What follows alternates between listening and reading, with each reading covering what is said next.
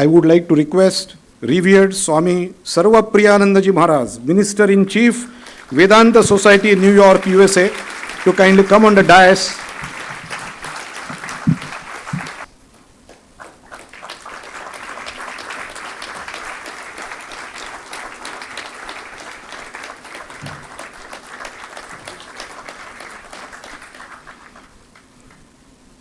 Swamiji, I request you to kindly enlighten us on the message of the Upanishads. Thank you. Om asato ma sadgamaya tamaso ma jyotirgamaya mrityurma amritam gamaya. Om shanti shanti shanti. Om, lead us from the unreal to the real. Lead us from darkness unto light. Lead us from death to immortality. Om, peace, peace, peace. Namaste, everybody. My pranams to revered Swami Srikantananda Ji Maharaj. Pranams to all the revered monks who are here. And namaste to all the devotees and guests this morning. Wonderful to be here with all of you who love Vedanta. And today we are going to go back to the source of the Vedanta. You know, the Vedanta is defined as Vedanta Nama Upanishad Pramanam. Vedanta is the source of spiritual knowledge called the Upanishads. The Upanishads are the foundational text of Vedanta.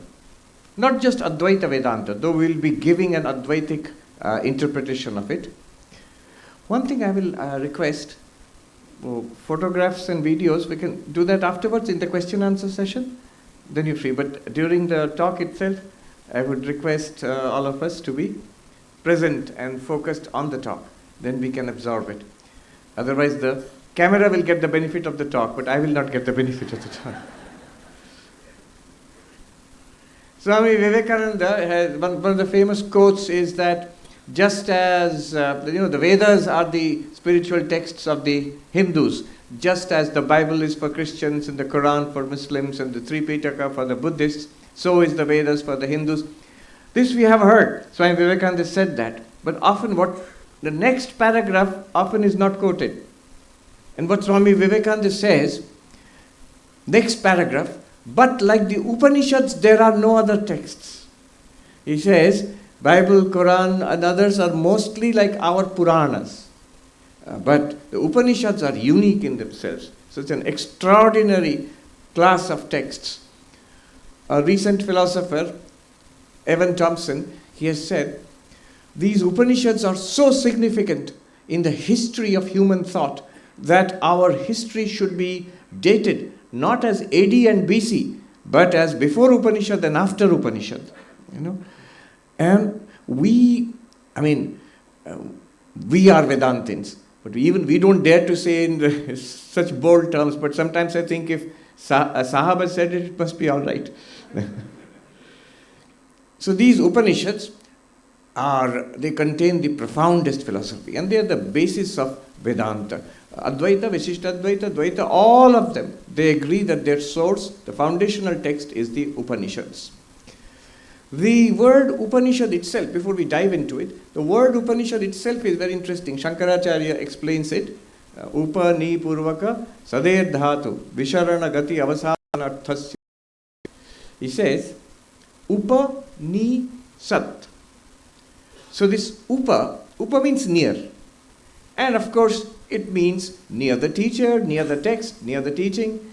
So we sit near the teacher. That literally means sitting near the teacher. But as one sadhu explained, I like that explanation. Guru ke paas baithna yani kya hai? What does it mean, sitting near a teacher? It means sitting where the teacher is sitting. Guru jahan baithe hain, Guru kahan baithe hain. They're getting special effects. Guru kahan baithe hain? Where the Guru is sitting. The Guru is sitting in the Atman. The Guru is sitting in the knowledge of Brahma Jnana. Aham Brahmasmityakara Jnanam. I am Brahman, I am not the body, not the mind, I am limitless existence, consciousness, bliss. That's where the Guru is sitting. It does not mean where the Guru is sitting, so Swamiji should be come and sit here on the stage. It actually happened in one auditorium couple of years back. Big auditorium, but the crowd was so much that the seats were all taken, and then the aisles, the carpet, people were sitting on the stairs, and finally it overflowed. So we invited the audience to come on the stage. So when I spoke, the audience was in front of me, audience was above in the balcony, audience was behind me, like Brahma, in front, in behind, above, below, everywhere, on both sides, Brahman is there. Now, what it means to sit where the teacher is sitting. What is the teacher's worldview? The view about the world, about oneself. And the teacher's view about the world and oneself is Khalvidam Brahma, Sarvam Khalvidam Brahma. All this is one unbroken ocean of light. And I am that. And we are invited to sit there. Nischayena, without any doubt. Sometimes we study and then we get a doubt. And doubt is the enemy of knowledge. Samshaya atma vinashyati. The one who has doubt perishes. Perishes means the knowledge will not be effective. So, one sadhu put it nicely. Someone has, Thakur's saying also, someone has seen milk, someone has drunk the milk and so on, but someone has read about milk. So one person, he was taught, he has never seen milk, he was taught about milk, then milk is white. After some time he met another person who told him, so milk is white you are saying? Yes, milk is white, I have studied it. Well, you are right, milk is white only if it comes from white cows. If it comes from brown cows, milk will be brown. From red cows, milk will be red. From black cows, milk will be black. And this poor man, he thought, it's logical lagta hai humko. What he is saying. After all, white cow, white milk. So maybe what I read, it was outdated. So maybe white cow, white milk, red milk, brown cow, brown milk. No. The person who has seen milk will never be confused. Who understands what milk is, who has seen milk, not just read about it. So doubt will not come. And Sri Ramakrishna goes further, not just seeing the milk, reading about the milk. That is paroksha jnana. I have read about it, I have understood it, but still it's not a living reality for me. When seeing the milk, it becomes living reality. That is called tattva jnana, the realization, the aparoksha anubhuti, the direct realization, I know what it is. One sadhu in the Himalayas was beautifully, simple in Hindi, but it stays with you, how they speak. दिन में कम से कम एक बार महात्मा जी देख लो वस्तु कैसी है. Take a look. Brahman is available to us all the time. So immerse yourself in it at least once in a day. So the one who has seen the vastu, tattva jnana, aparoksha anubhuti, will never be confused about it. But Sri Ramakrishna goes further. The one who has drunk that milk and has become strong and healthy after drink, has become fulfilled and strong and healthy, that is Jivan Mukti. When that knowledge becomes transformed into our life. And I always wonder how Swami Vivekananda's simple definitions, they cover all of it. We have all read and memorized definition of religion by Swami Vivekananda. Manifestation of the divinity already within us. Now look at this. It covers the entire gamut of Vedanta. When we are studying and listening and trying to understand, then it becomes manifested in our mind as the realization that I am Brahman. But then it becomes manifested in our day-to-day life, in our speech, in our thought, in our actions. Then we become a Jivan Mukta. So the whole range of Vedanta, from studying Vedanta to reasoning about it, to meditating upon it, and then living it, and being fulfilled. Our own needs are completely met. We are completely satisfied. We attain fulfillment. Ananda prapti, dukkha nivritti, and then living it in life. The whole range, manifestation of the divinity within us. So, upa, ni. Technically, there are two kinds. There is samshaya viparjaya, samshaya viparjaya. Samshaya means doubt, viparjaya means contrary behavior. Doubt means white milk, brown milk, red milk, that kind of doubt. And viparjaya means contrary behavior. Contrary behavior means, I understand I am Brahman. I have understood, Swamiji, but in day-to-day life I can't follow. When something happens, I react. So that is not knowledge yet. That is not yet Upanishad. That is one kind of problem called viparjaya, contrary behavior. So samshaya, viparjaya will completely be removed. That is ni, upa, ni. Then sat, sader dhatu, visharana avasadana, gati atthasya, Shankaracharya says. That it destroys our ignorance. Visharana, to destroy. To destroy means not destroys Brahman, destroys our ignorance. That we did not know this. We did not realize it. Now that is gone. I know it and it is a fact for me. Then gati. Gati means to reach. Also it means understanding, our gati. So we attain Brahman. Of course, attainment here is not that we have to go somewhere. It is we realize what is already existing. We realize what our true nature already is. We already are that. And also, avasadhana means this weakening of the bonds of samsara. As we progress in spiritual life, you will find the troubles of samsara cease to bother you. They become lesser and lesser. The bonds which hold us so tightly, they become looser and looser. Not just at Brahmagyana, in the journey itself. Once a professor of philosophy at Harvard University, he posed a challenge to me. Swami, very few people attain moksha, nirvana. The course was on Buddhist philosophy. So very few people attain nirvana. Then why will you take to spiritual life? If the chance of success is very less, then why will you take to spiritual life? Then I gave him two answers and he gave me a third answer. The two answers which I gave him was, well, first of all, it is 100% guarantee, not that very few people will attain. Anybody who comes to spiritual life, anybody who starts the spiritual life, one day or the other, depending on our efforts, depending on the level of obstructions, sooner or later we will all attain. Who can stop us? We are Brahman. We are Brahman. The entire samsara, our lives, these are all designed by the Lord, given by the Lord for our eventual enlightenment. What is the purpose of samsara? What is the purpose of birth? Ultimately, goal is moksha.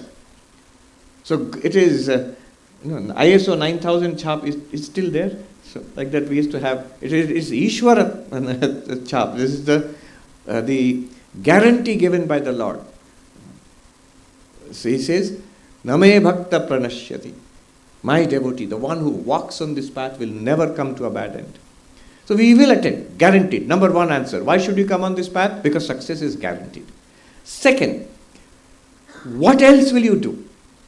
Once one comes to this path, once one gets a taste of jnana, of bhakti, of dhyana, of seva, that joy, that fulfillment, it is higher than anything in the world. Suppose the people complain, I am not making any progress. Many years I have been coming to the ashram, reading books, meditating also. You tell them, all right, if you are not making any progress, give it up. Stop. No more spiritual life. In most cases you will say, no, that I cannot do. So we feel it. We feel it. I remember when I first joined the Ramakrishna mission more than 30 years ago, in the Ramakrishna mission Vidyapit in Deoghar. After 3-4 days, immature, newcomer. So I told another senior, not a senior monk, a senior brahmachari. Monks I was too afraid to approach. One senior brahmachari I told, Maharaj, I am not making any progress. He told me such a wise thing. After 3-4 days only I am asking. So I am not making any progress. He told me such a wise thing. He said, all right, go back home. And I said, no, I can't do that. Then he said, for 23 years, that place which you have called home, those people you have called, they are your own in relatives at home. Within 3 days you say, I cannot go back there. Is this not progress? I said, oh, all right, that's a good point. So that is the second answer I gave that professor, that there is nothing that matches, that comes close to spiritual life. And finally, the third answer he gave me. He said, Swami, these two answers you have given are good answers, but these are theoretical answers, a little abstract. I will give you the real reason why people come to spiritual life and they stick to spiritual life.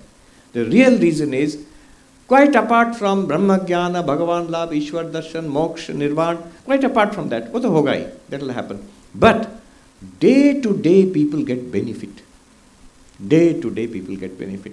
Coming to the ashram, attending the arati, reading a book, doing japa, doing a little seva, attending talks on Vedanta, studying Vedanta. People get day to day benefit. Little peace. It may not be Ananda Prapti, little peace, little strength, little protection, a little sense of psychological security, so a little joy. This is enough. That's why people keep coming lifelong. So this is the benefit of Vedanta. The bonds of samsara are loosened day to day, not just at the end of it, daily benefit. Swalpamapyasya dharmasya trayate mahato bhayat. Even a little practice of dharma, of any kind of spirituality, will save us from great sorrow. Life is difficult. I need not tell you. Those who are mature, those who have lived through life, it's difficult. Terrible things can happen in life. And so we need this protection, this rock, this safety. Yasmin sthito dukkhena gurunapi na vichalyate. Sri Krishna says, this Brahma-jnana, this spirituality is the rock where you are centered, on which the heaviest of sorrows cannot shake you. Which means even after you are enlightened, sorrow will keep coming. Life will continue. Ups and downs will continue. But you cannot be shaken. You cannot be shaken. Not only that, yan labdhva na chaparam labham manyate tato adhikam. Having attained which, one does not feel there is anything higher to attain. Imagine the joy of that. The great joy, prapta praptavyam, that what has to be attained in life has been attained. When you feel that. Jnatavya jnatataya, that what is to be known in life, I have known it. Kritakrityataya, what has to be done in human life, I have done it. Imagine the great joy and freedom of that. So that is the goal which we are moving towards. This is the promise of the Upanishads. Day to day it will help us, and ultimately it will take us to the final goal, the purpose of human life. Why all of this is here. The Upanishads, they begin with questions. So we should also begin with questions. A philosopher, Professor Endam Chakravarti, told me, Swami, stay with the questions. In Upanishads you find questions. In Bhagavad Gita you find questions. Vedanta begins with questions. Often these questions are so amazing, we want to know the answer. Nachiketa asks Yamaraj, what happens after death? We flip the pages. Yes, what is the answer we have to see? He says, no, stay with the question. Let the question vibrate within you so that it becomes your question, our question. You will see the questions themselves are so profound. Then the answers will make sense, the answers will take hold of us. Look at the questions. Little Nachiketa asks Yamaraj, mystery of death. The greatest and most profound questions of human life. Everybody, at one time or the other, we are confronted with these questions. Death seems to be the final barrier.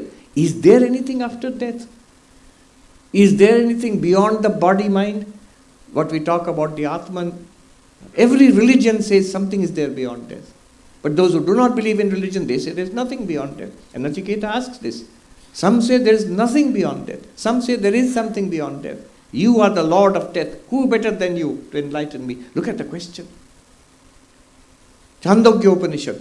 The boy Shvetaketu comes home after graduating from university, college. Very proud of his knowledge. I know everything. He comes to his father. What does this old fellow know? His father sees the boy has become arrogant and he asks, have they taught you, O Shvetaketu, have they taught you that knowledge by knowing which everything is known? Shvetaketu says, no, they didn't teach me that. How can you know everything by knowing one thing? By knowing biology, you know only biology. You don't know mathematics. By knowing mathematics, you know mathematics. You don't know Sanskrit. So how is it possible to know one thing and then know everything? That question. Same thing, Mundaka Upanishad. The student, Shaunaka, asks the teacher, Shaunako havai mahashalo angirasam vidhivadupasanna papracha. Shaunaka, very competent, very successful man of the world, with great yagyashalas. He comes to the teacher Angiras and respectfully, in the proper manner, bowing down, asks a question. But look at the question. Kasminnu bhagavo vigyate sarvamidam vigyatam bhavati iti. Sir, by knowing what is everything known in this universe. Look at the quality of the question. Nowadays question is very different. One, our revered Swami, Smarananandaji Maharaj, who was the president of our order, he would tell this joke that in a train, many, many decades ago, in the train, a gentleman, clearly a rural person, a farmer, saw a sadhu sitting there. So, Haath dekhiye Mahatma ji, bataiye. Oh monk, please tell me what is there in my hand. And Maharaj said, we don't do that. Are Mahatma hai, haath dekhna nahi aata, you are a Mahatma, you are sadhu, you don't know how to look at the hand. What do you do? Kya karte? What kind of Mahatma ji? So he said, we have schools, hospital.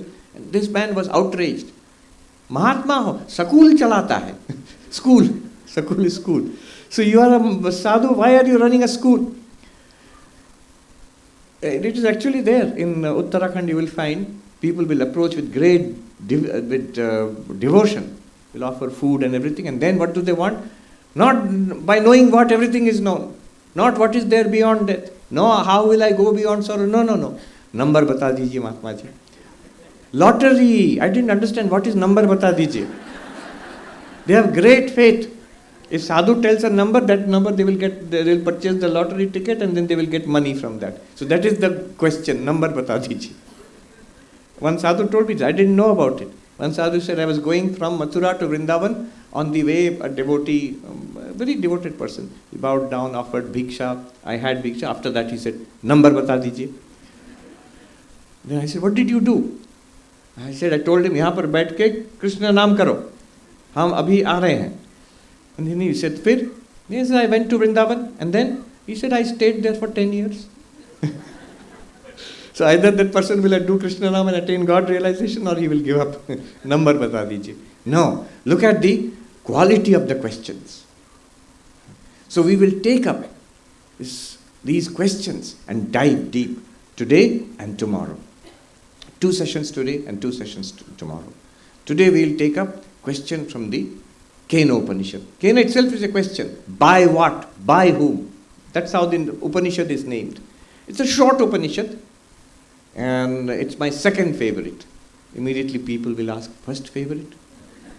Mandukya Upanishad. But Kena Upanishad is also a remarkable, amazing Upanishad. Kene shitam patati preshitam mana kena prana prathama praiti yuktaha kene shitam vacham imam vadanti kaudeva kene shitam vacham imam vadanti kaudeva shrotram chakshu yunakti chakshu shrotram kaudeva yunakti. Yes. The student is asking the teacher. We don't know the name of the student, we don't know the name of the teacher.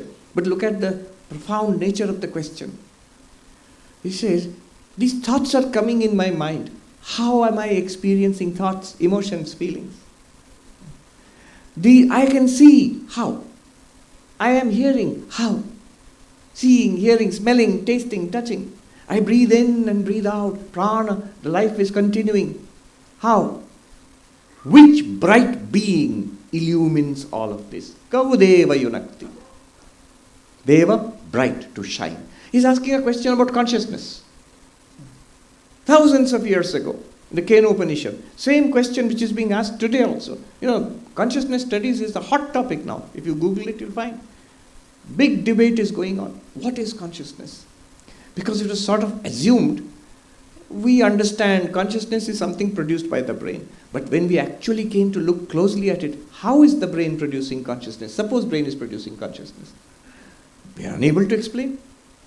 Because when you study the brain, you will get some electrical activity in the neurons, fMRI scans and all. They will reveal to us some series of electrical activity, some neurochemical activity in the brain.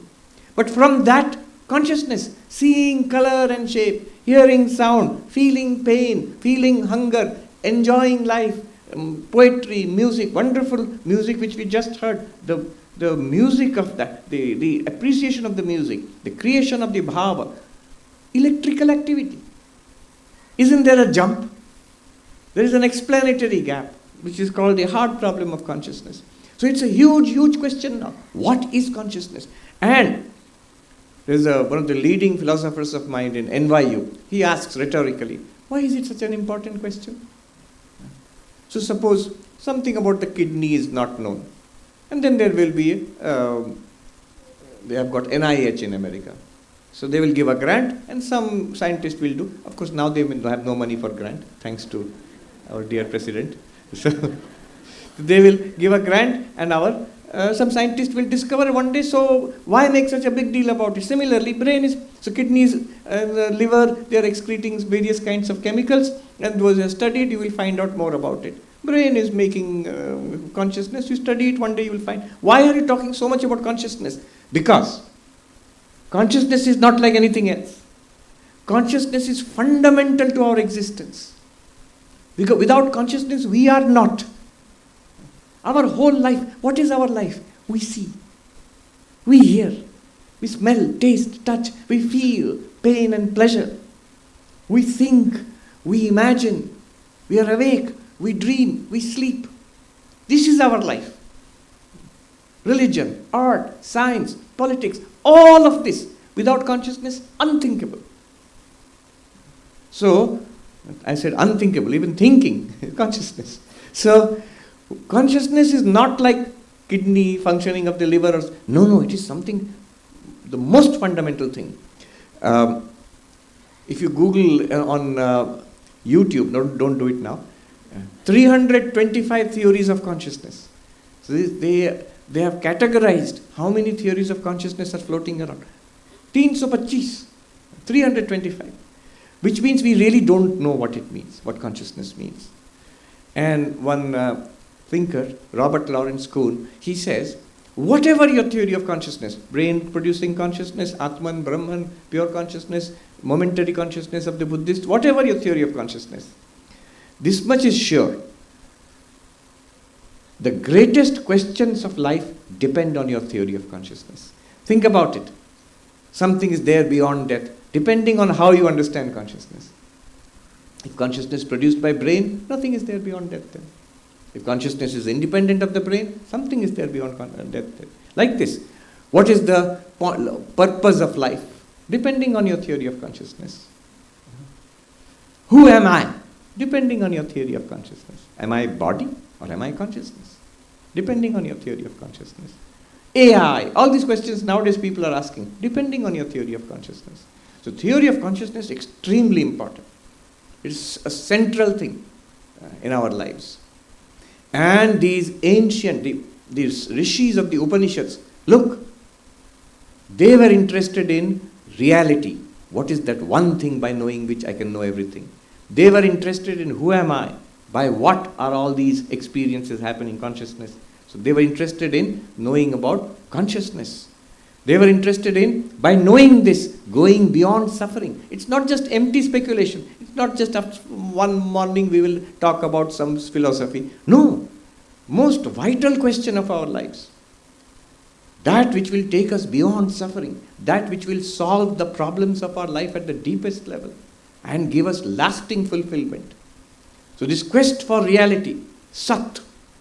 This quest for self and consciousness, Chit. This quest for ultimate purpose and fulfillment in life, Ananda. This Satchidananda is called Brahman, the vast, limitless. Upanishads have many words for it. Brahman, vast. Bhuma, vast. Anantam, limitless, infinite. Purnam, infinite, complete. They all mean the same thing. One Swami was showing us grammatically how it derives, all of them come to the same conclusion. Purnam, Anantam, Bhuma, Brahma, Vishnu, even the term Vishnu. I did not know. They pointed out Shankara's commentary on the Vishnu Sahasranama. There he shows the meaning of Vishnu and meaning of Brahman grammatically are same thing. So this was the quest of our ancients. This is the central theme of Vedanta. Look at the wonderful question. By what do I see, hear, smell, taste? By how does this thinking happen? And he says all of it is due to one thing. Kau deva yunakti. The beauty of this question is this. Suppose you ask, how do I see? He'll say, by your eyes. Recently I was giving a talk in AIMS, New Delhi. Vast medical institution. Research, hospital, teaching. And huge ophthalmology department is there. So if you ask, how do I see? Go there. They will explain to you. Go to the university library. Shelves of books are there about the eyes. How do I hear? ENT doctor. Go there. No, this is not the question that the student is asking. He's not asking about the physiology of the eyes, how the eyes work, how the lens works, how the optic nerves work. No, he's not asking that. He's not asking a question about ears. It's not a physiological question. He's not asking about the prana. He's not even asking about thought. How are these thoughts coming? It's not a psychological question also. It's not a question about body. It's not a question about the sensory system. It's not a question about prana or physiology. It is not even a question about psychology. He's saying one thing is responsible for all these experiences. Not the physical act of breathing, but the experience of this experience. Not the physical organs and how we see, but the first person subjective experience of seeing, color, shape, depth. Not the physical organs, the ears, but the subjective feel of the music which we heard. That one, how is it happening? So it's a question about consciousness. And he says all of these are due to one thing. And the answer is also remarkable. Swami Vivekananda says, these questions are ancient questions, but each generation must ask it for themselves. We must ask it in our language, in our context. We are children of this age of science, so we must ask it in this context. And he says, it is not that the answers were not found. The answers were found. Swami Vivekananda says, from the most ancient times, we will see Kena Upanishad, another Upanishad tomorrow also we will see. Answers were found. But he says, we must, each generation, he says, the answers gather strength as they roll down the centuries. Every century, every few hundred years, the great masters, they have discussed this, written books. You will find the same answer in the Upanishad, same answer in, say, Shankara, but now richer, stronger, with philosophy and logic, and a coherent system has come up. You will find the same answer in Panchadashi, but again, richer again, added with more logic, more insights, more creative ways of presenting that. And today, we are asking the same questions, but we are now talking about quantum theory. We are talking about consciousness studies. We are talking about AI, and how do they relate to these ancient discoveries. And it's good that we are doing it. Because somebody might say, Vedanta is complete. Thousands of years ago, Vedanta is complete. What is the need of asking scientific questions? Why are you bringing quantum theory into it? I am not, but people are interested. Why are you bringing AI? People keep asking me about AI. I am not an AI expert at all. I hardly know anything about it. I can speak about it philosophically from the perspective of mind and consciousness, Vedantic or Indian philosophy. But it's good that we are doing it, because this is the age which we live in. And the answers, the Vedantic perspective will be enriched. The Upanishadic perspective will be enriched if you bring in science and computer science and physics and biology, neuroscience into it. It will be enriched. Suppose someone asks, aren't you afraid that they will be disproved? It will be cut down? Swami Vivekananda says that I am convinced that religion should be put to the same test, rigorous test that science is put to, that scientific claims are put to. And he says that whatever is found to be false, we should let go of it. But I'm convinced that the core truths of spirituality will survive this test. What is the answer? Let us look into it. How do I have all these experiences? He's asking about the nature of consciousness. What is the answer? Shrotrasya shrotram manaso mano yad vachoha vacham sau pranasya pranaha chakshushas chakshur atimuchya dhira pretya asmad lokadamrita bhavanti. What did he say? It is the ear of the ear. It is the speech of the speech. It is the mind of the mind. It is the eye of the eye. It is the prana of the prana. Realizing this, one transcends body-mind and attains to freedom in this body and beyond this body. In one sentence, the teacher has given us the answer to the question, what's the nature of consciousness? Who are we or what are we? And how do you realize it, actualize it in our day-to-day life? And the result of it all.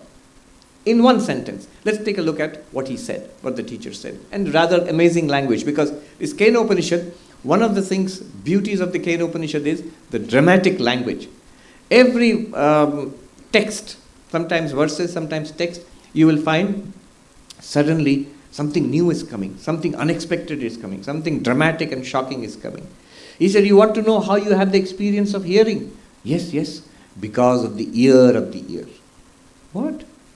What kind of language is that? You want to know how you have the experience of seeing? Yes, because of the eye of the eye. The experience of thinking. Now the student is smart. He will say, mind of the mind. Yes, you're right. How do you taste? Tongue of the tongue. How do you speak? Because of the speech of the speech. Now what does he mean by this?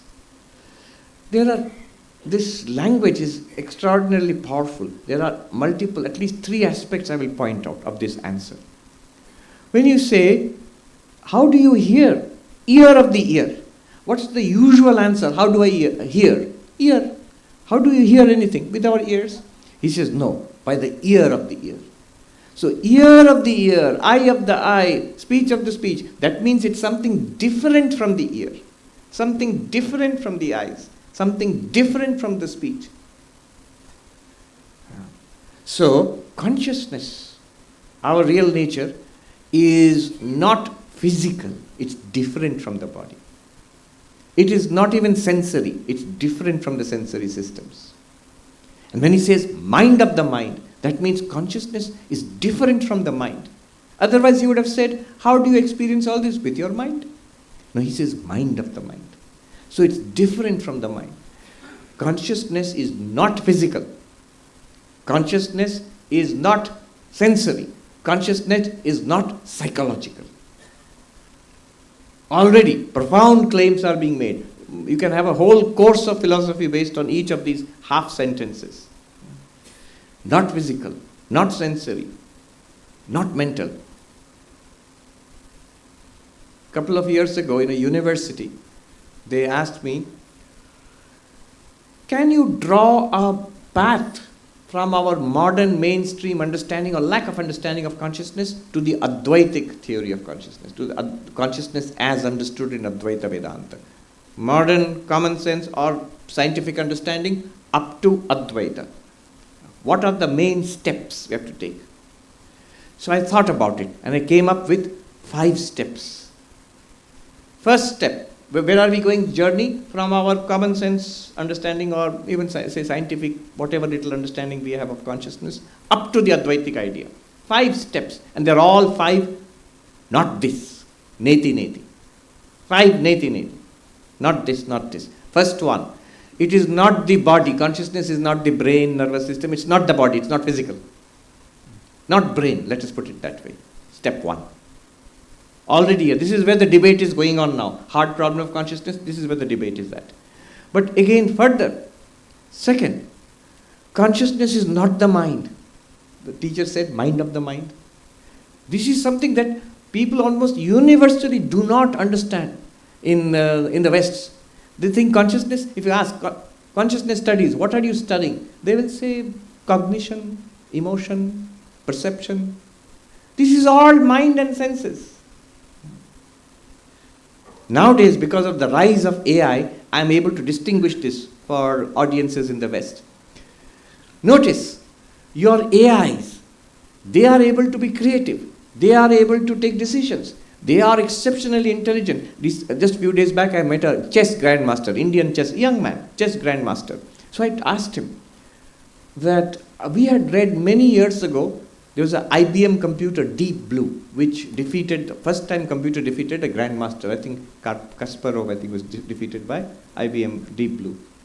So, Kasparov. Gary Kasparov was defeated by IBM Deep Blue. Then I had a curiosity. I asked this young grandmaster, so what is the state of affairs today? The computers today, can they defeat? He says it's impossible to play against computers now, Swami. Ordinary players, no question. Even grandmasters can't play against computers.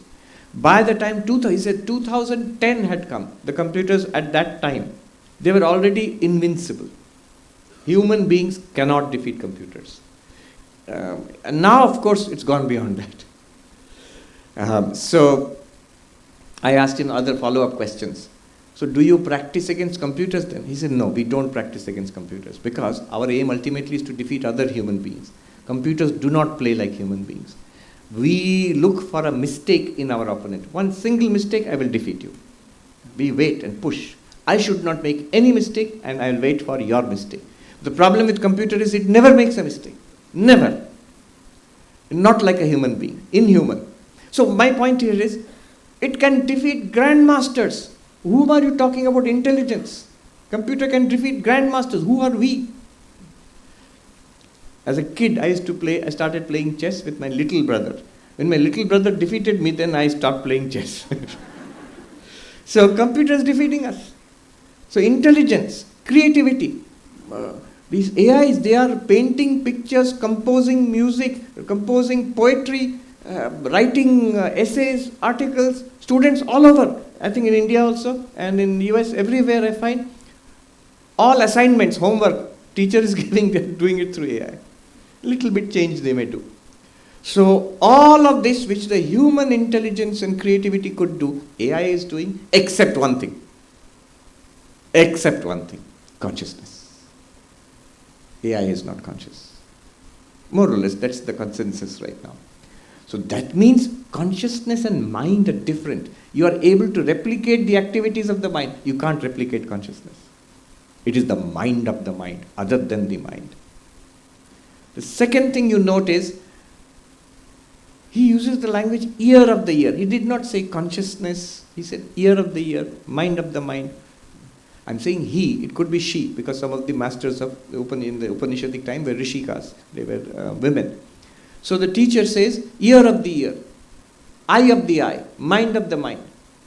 Still using the word mind, eye, ear. So what does that mean? It means, although consciousness is different from the ears and the mind and the eyes and all, it is still there, pervading the eyes, ears, mind, prana. This is what we call in Vedanta transcendent, beyond, and immanent, right there. Swami Vivekananda says, we Hindus worship a transcendent, immanent God. So this consciousness is beyond the body-mind system, but right here in the body-mind system also, pervading it. And finally, third characteristic, it is one. It is one. He is using singular, ekavachan. That which is the ear of the ear is the eye of the eye. Same. It's not that ear of the ear is separate, eye of the eye is separate, mind of the mind is separate. No. The same thing, the same one light he is calling ear of the ear, eye of the eye, mind of the mind, speech of the speech, prana of the prana. So three things. There is one thing which pervades all these systems, different from all these systems, and pervades them and makes them do what they are doing. Just like electricity. I like this example. So microphone is amplifying sound, light is illumining everything, screen is showing you images, air conditioner or fan is cooling the hall. Now my question is, all these devices, before they were fitted here, they did not do anything. In the shop, microphone did not amplify sound, light did not shine. So what got into them? I'll ask, what is it that has gotten into them that makes them do what they are doing? And we'll all say, Swami, it's electricity. Electricity, one thing, being different from the microphone, pervades the microphone and makes it amplify sound. It different from the light, pervades the light, makes it shine and illumine. Can I say Electricity is the microphone of the microphone, light of the light, screen of the screen. Yes. In that sense, it is this consciousness. And then the teacher is saying, next line, very short, half a sentence. Atimuchya dhiraha, the qualified one, the sincere seeker of enlightenment. Dhira here, traditional Vedantins will say, dhira, that means qualified. Remember, very stern. Sadhan chatushtaya sampanna pramata adhikari. The qualified seeker, one who has fourfold qualifications. You must have viveka, vairagya, samadhamadi shat sampatti, and mumukshutvam. Discrimination between the real and the unreal, or eternal and non-eternal. And vairagya, dispassion for the non-eternal. And the disciplines of body and mind. Shama, dhamma, uparati, titiksha, and all of that. Shraddha, samadhana. And intense desire for freedom. When we hear that, we'll say, I am disqualified. Humse to nahi hoga ye. We get discouraged. But we forget, this is like a spectrum. We have, to some extent, we have these qualities. Otherwise, we wouldn't be here. People have come from different places. It's a working day. Or Swamiji was saying, on a working day, we're getting so many people. That means there is a qualification. There is a sincere spiritual urge. So we have the qualifications. Ramana Maharshi was asked, am I qualified for Vedanta? And he gave a best answer he gave. He said, did you say I? Did you say I? Then you can ask, who am I?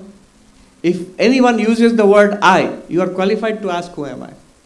Who does not use I? All of us.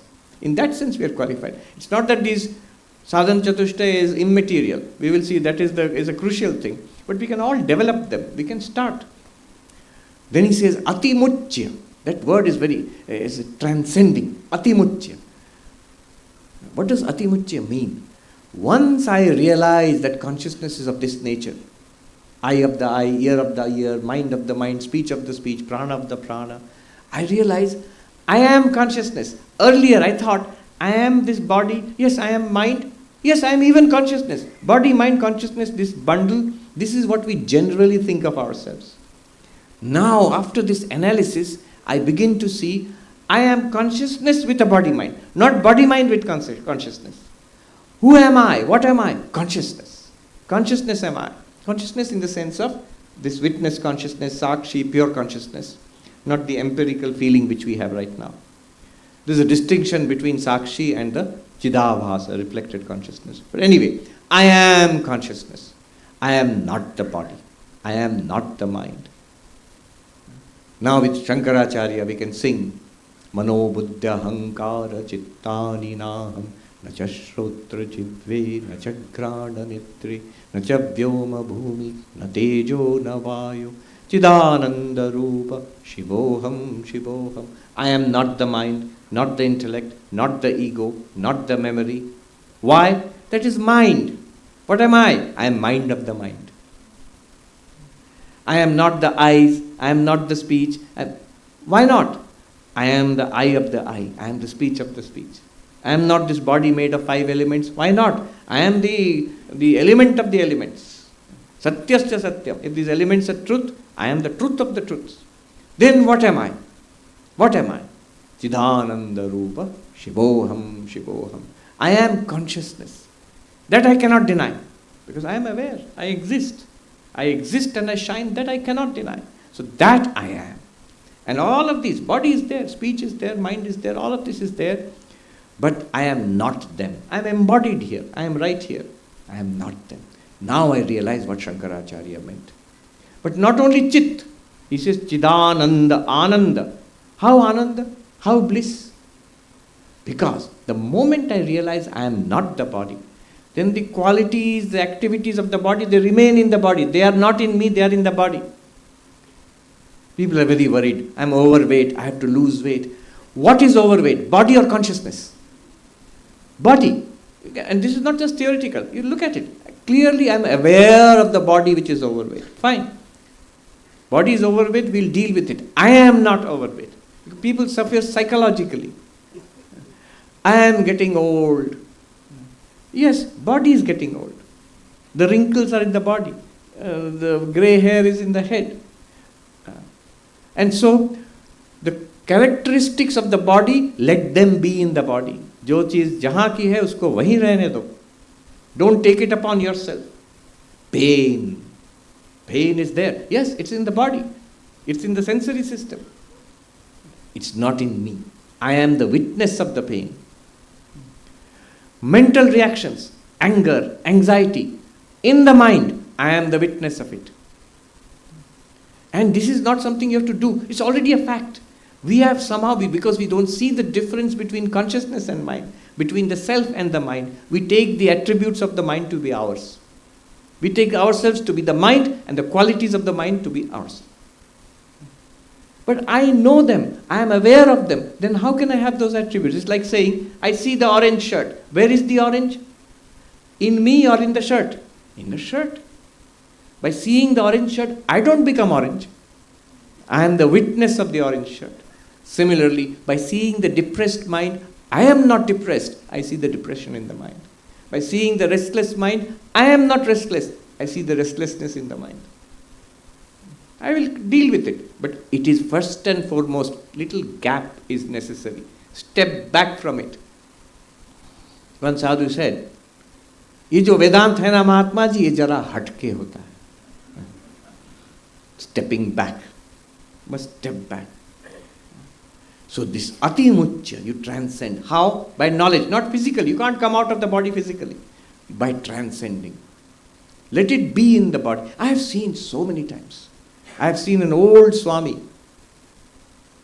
both legs paralyzed, both eyes blind, lying in the bed, old age. You might think miserable. No, I saw him at the hospital. I was there.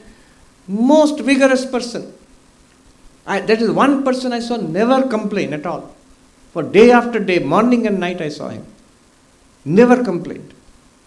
Rather, he would be, because he can't see, if you go and you have to say who you are and where you have come from, he will ask which ashram you have come from, who else is there, how are they, please convey my love and blessings to them. That spirit. So, by seeing him, I learned what is bodilessness. Body is there, and so much problems in the body are there, but I transcend them. Ati mucya. You by transcending, you are freed of it. Even when the body is there. Krishna's assurance. Yasmin sthito dukkhena gurunapi na vichalyate. The heaviest of sorrows, guru dukkha, cannot shake you when you see I am this awareness. It's constantly available to us. Then what will be the result of this phalam, of all these activities? What is the result? He says that Pretyasmad lokad amrita bhavanti. Going beyond this loka, one attains immortality. There are two meanings of this. One loka means this world, this life. Going beyond life, after death, one attains what is called videha mukti, kaivalya mukti. Another meaning of loka is body. So transcending the body here and now, one attains jivan mukti. So both the results of Vedanta, jivan mukti, kaivalya mukti, or videha mukti, but liberation in this life, here, wherever we are, whoever we are, and after death of the body, both are attained. All of this he said in one sentence. Very interesting. Now, the student is very interested now. Great, such a thing is possible. Someone asked me, where was I? I was in the new IIT in Bhubaneswar. I'd gone to visit. So one student asked, why did you become a monk? So I said, when I read Vivekananda's books, God exists, God can be realized, God is real, God can be realized, that's the purpose of human life. I felt, if this is true, what else matters? I should do this. So the student feels, amazing, is this true? Please teach me, I want to be enlightened. Now see the drama of the Kena Upanishad. So teacher says, no, I can't teach you. You can't teach me, why not? You are enlightened, right? You know Brahman. He says, no, I don't know. You don't know. तो सामग्री नहीं है, दुकान खोल के काहे को बैठा है? You don't have anything to sell. Why have you opened a shop? All of this is making the students' understanding, our understanding more precise.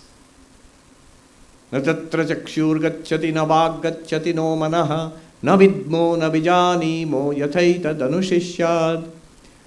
I cannot teach you because I don't know how to teach this. But you know it yourself. Na vidma, we don't know. Why not? Because what is knowing? Knowing means, after all, what do you understand by knowing? Seeing something, hearing something, studying something, doing research on something, asking Google. Nowadays, kids, I heard this, we ask Google. Kids, I heard a survey, they're all asking ChatGPT. Google outdated. We're saying, Google wo aap log uncle auntie ke liye hai. For our generation, ChatGPT. We ask, that is how we know. And the teacher says, no, you cannot see it. You cannot speak about it. You cannot even think about it. Then how will you know? The student is disappointed. Oh, it is unknown. It is unknowable. This is very profound. The great philosopher, Immanuel Kant, 300 years ago, less than that, he comes to this conclusion, very Vedantic conclusion. There is an ultimate reality beyond our sensory perceptions, beyond our conceptions. It's called the thing in itself. And it's neither known nor non-knowable. Vedanta says it can be realized. But first of all, it says Kant is right. Of course, it's talking 3,000 years before Kant. He is right. The usual way we think about knowledge should be clear. It's not knowledge like that. It cannot be.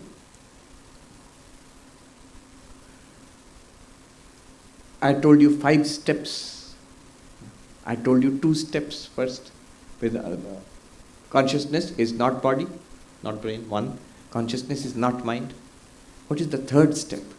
Consciousness is not an object. Therefore, it's not an object of the eyes. What is object of the eyes? Color, shape. Consciousness has no color or shape. It's not an object of the ears. What is the object of the ears? Sound. Rupa, rasa, gandha, sparsha. Sight, sound, smell, taste, touch. Consciousness has none of them. So it's not an object to any of our senses. Or any instrument that operates with these senses. Microscope or anything like that. It will not reveal consciousness. Alright, language. Can language reveal consciousness? I had a big, see how deep it goes right now. That's why we should bring in these new ideas. Our whole AI right now, what is it? If you ask any computer person, they'll tell you it's called LLM, large language model. The resource AI operates on is language, human language. All that we have written, composed, discovered, our entire textual heritage of humanity has been poured into AI. AI has been trained in that language. Can language capture the ultimate reality, consciousness itself? No, he says it cannot. And there's reasons why it cannot. Sorry for that little detour. I'm reminded just a few weeks back, I had a big debate, almost fight, with this person who is in charge of Google as an AI, Gemini. So this person is the research head of Gemini. So I met him in Venice and we had a big fight, big argument. He said, language cannot capture that ultimate reality, consciousness. So LLM is trained on language, so it cannot capture. He said, but Swami, all your Vedanta is also language. All your talks are also language. LLM is, the AI is trained on your talks. They have fed 1,000 hours of my videos into AI.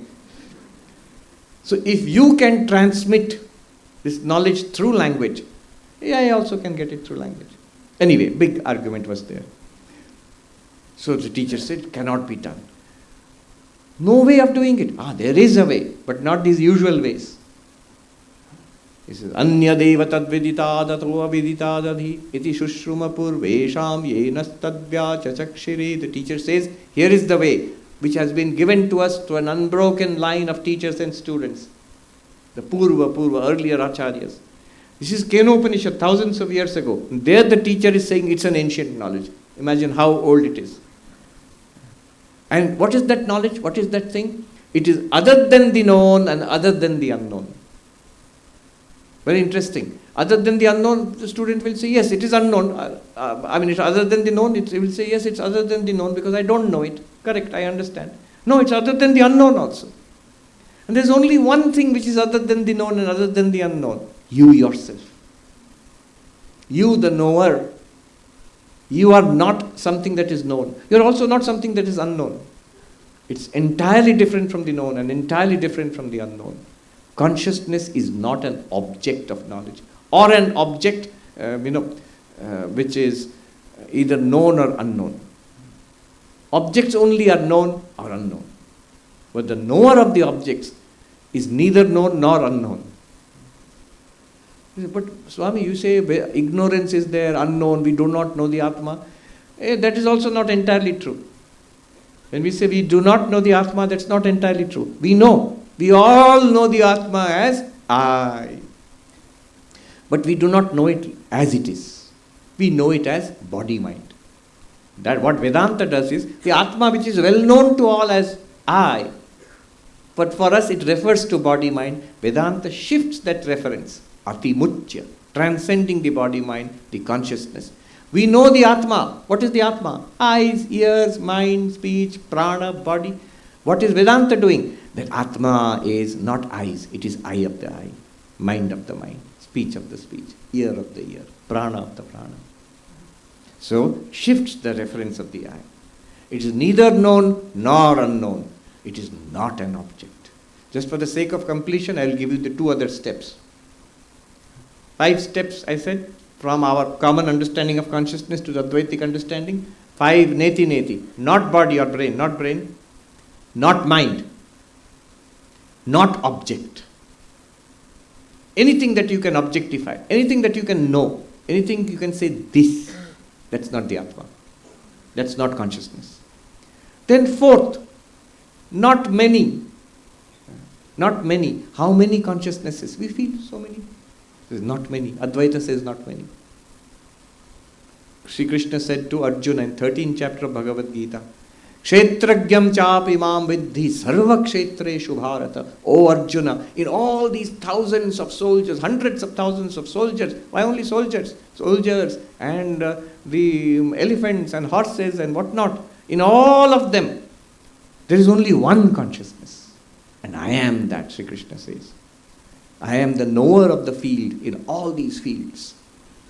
So, it is not many. 4th. Last one, not two.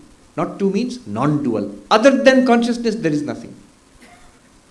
We think consciousness is there, object is there. Did you not say object and consciousness is not object? Finally, we will realize what we consider to be the object is also consciousness.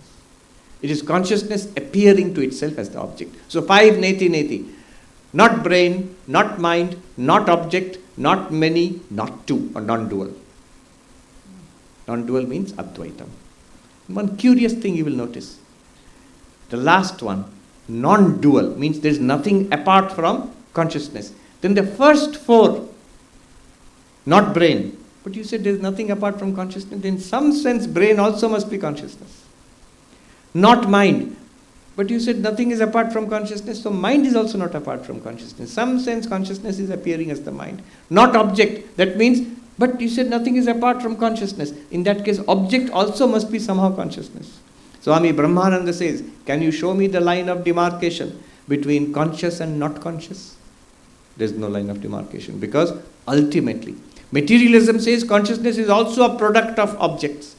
Advaita says objects are an appearance in consciousness. I'm using words very carefully. If object is producing consciousness, then consciousness will be a product. Karya karana. But if objects are appearances in consciousness, then you have to use the word appearance because things appear in consciousness. Nothing is produced in consciousness. Anyway, so this is the great conclusion we are at.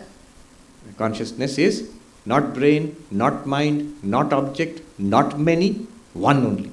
And ekameva advitiyam, not two. It follows because when you say it is not two, then somehow the brain and the mind and the object and what seems to be other consciousness, they are all this one consciousness only, appearing in so many different ways. Good. Om Shanti Shanti Shanti Hari Om Tat Sat Shri Ramakrishna Arpanamatu.